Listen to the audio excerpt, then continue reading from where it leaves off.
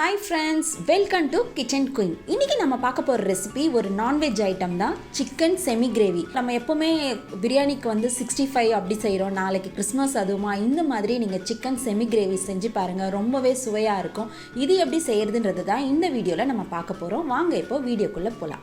1 kilo அளவு chicken வாங்கி நல்லா கழுவி மஞ்சள்தூள் உப்பு போட்டு 2 ஸ்பூன் அளவு தயிர் ஊற்றி நல்லா மேரினேட் பண்ணி வச்சிருக்கேன்.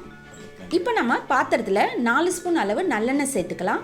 நல்லெண்ணெய் நல்லா காஞ்சதும் 1 ஸ்பூன் அளவு சோம்பு எடுத்திருக்கேன், ஒரு பிரிஞ்சி இலை எடுத்திருக்கேன், கல்பாசி கொஞ்சம் எடுத்திருக்கேன், 4 கிராம்பு, கொஞ்சம் பட்டை, 2 ஏலக்காய், ஒரு நட்சத்திர சோம்பு எடுத்திருக்கேன். இப்போது எண்ணெய் நல்லா காஞ்சிருச்சு. நம்ம ஃபஸ்ட்டு வந்து நம்ம எடுத்து வச்சுருக்க சோம்பு போட்டுக்கலாம். சோம்பு நல்லா பொரியட்டும். இப்போது சோம்பு நல்லா பொரிஞ்சிருச்சு. இப்போது நம்ம எடுத்து வச்சுருக்க மீதி அந்த பட்டை, லவங்கம், கிராம்பு அதெல்லாம் வந்து நம்ம இப்போ சேர்த்துக்கலாம். பிரிஞ்சி இலைலாம் சேர்த்து இப்போ எல்லாமே நல்லா பொரிஞ்சிருச்சு.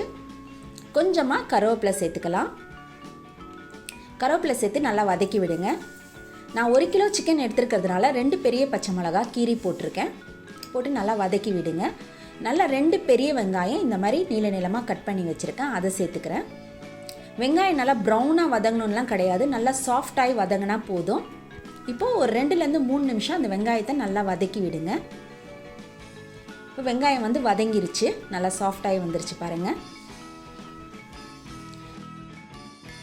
இப்போ இந்த ஸ்டேஜில் நம்ம மேரினேட் பண்ணி வச்சுருக்கோம் இல்லைங்களா சிக்கன், அதை வந்து நம்ம சேர்த்துக்கலாம். நான் எப்போவுமே சிக்கன் எடுத்தேன்னா இந்த மாதிரி மேரினேட் பண்ணி தான் சேர்ப்பேன். அப்போ தான் சிக்கன் நல்லா சாஃப்டாக இருக்கும், சீக்கிரமாக நல்லா வெந்து வரும்.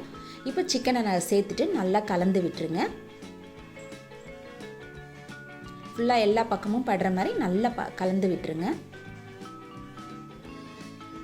கலந்து விட்டுட்டு இப்போ வந்து நம்ம சிக்கனுக்கு தேவையான உப்பு போட்டுக்கலாம். நான் ஆல்ரெடி கொஞ்சம் மேரினேட் பண்ணும்போது உப்பு போட்டிருந்தேன், அதனால் பார்த்து கொஞ்சம் போட்டுக்கிறேன். உப்பு நீங்கள் பார்த்து போட்டுக்கோங்க. இந்த ஸ்டேஜில் ஒரு பெரிய தக்காளி இந்த மாதிரி நீள நீளமாக கட் பண்ணி சேர்த்துக்கிறேன். சேர்த்துட்டு நல்லா கலந்து விட்டுருங்க. இப்போ எதுவும் தண்ணியெல்லாம் ஊற்ற வேண்டாம், இந்த மாதிரி நல்லா கலந்து விட்டுருங்க. கலந்து விட்டுட்டு மூடி போட்டு ஒரு 5 நிமிஷம் வேக விட்டுடலாம். தண்ணி ஊற்றாமல் சிக்கன் அதோட தண்ணியிலே நல்லா வெந்து வரும். 5 நிமிஷம் கழித்து நம்ம திறந்து நல்லா கிளறி விடலாம். பாருங்கள், சிக்கனில் நான் தண்ணியே ஊற்றல, சிக்கனில் இருக்க தண்ணி எவ்வளோ ரிலீஸ் ஆகி வந்திருக்கு பாருங்கள். திரும்பி ஒரு 5 நிமிஷம் நம்ம வேக விட்டுடலாம். இப்போது சிக்கன் நல்லா பாதி வேக்காடு நல்லா வெந்துருச்சு. இந்த ஸ்டேஜில் 1.5 ஸ்பூன் அளவு இஞ்சி பூண்டு விழுது சேர்த்துக்கிறேன். இஞ்சி பூண்டு விழுது சேர்த்துட்டு நல்லா வதக்கி விடுங்க. எல்லா பக்கமும் படுற மாதிரி நல்லா வதக்கி விட்டுட்டு மூடி போட்டு ஒரு 2 நிமிஷம் நீங்கள் வேக விடுங்க. அந்த இஞ்சி பூண்டோட பச்சை வாசனை போகிறது வரைக்கும் ஒரு 2லேருந்து 3 நிமிஷம் வேகட்டும். இப்போது 2லேருந்து 3 நிமிஷம் ஆயிடுச்சு பாருங்கள். இஞ்சி பூண்டு வாசனைலாம் நல்லா போயிடுச்சு. இப்போ நல்லா கலந்து விட்டு இப்போ நம்ம சிக்கனுக்கு தேவையான மசாலா போட்டுக்கலாம். 2 ஸ்பூன் அளவு மல்லித்தூள் சேர்த்துருக்கேன், 1.5 ஸ்பூன் அளவு வெறுமிளகாய் தூள் சேர்த்துருக்கேன்,